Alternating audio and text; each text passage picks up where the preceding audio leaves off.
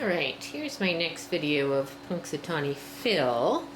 He spent the day exploring and then hiding under the cage. Then he made a few hisses at me. And now he's come out and he's talking and he's interacting and he's rubbing all over me. And so here's what I think about this guy.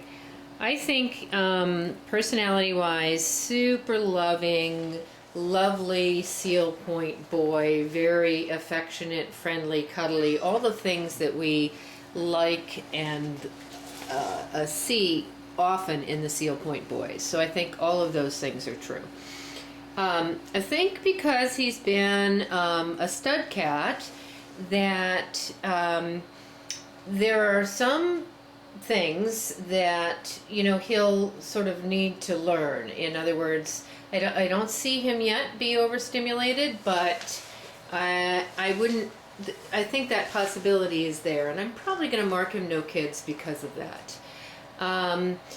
As he was a stud cat, I suspect he spent a lot of time either caged or not handled as much as the other cats. When you have a breeding situation, even though these cats were all in a family environment, you clearly can't let the males and the females just sort of run loose together. And so since he was the one male, I suspect he was kept away from everybody, and that's possibly people as well, somewhat. So I think there's going to be a learning curve for this guy as he becomes a house cat. That's not to indicate that he wants to go outdoors. He hasn't been outdoors, and I don't think he's going to want to go outdoors.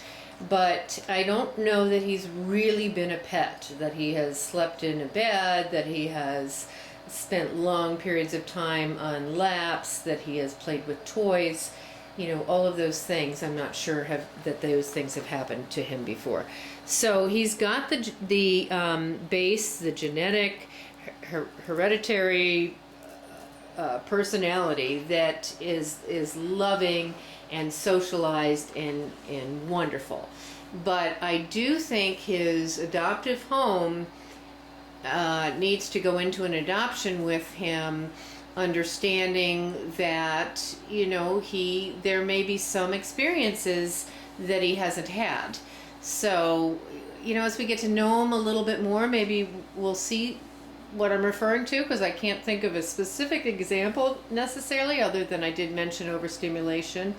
I think also in pairing him, we're going to be a little careful in pairing him with any females, or certainly any shy females. I actually don't want to pair him with a male either, because he was neutered later in life. Sometimes they're territorial. But I don't think want to pair him with a shy female, because I think the female may need to stand her ground with him if he, if he approaches them too inappropriately, and sometimes that happens for the first 4 to 6 weeks after neuter. The hormones have to die down. So that's where I'm at so far. And I'll get a write-up and send it out to those of you who've asked, but I do think he's fantastic. Oh, and I heard a purr. A rumble. That was a rumble.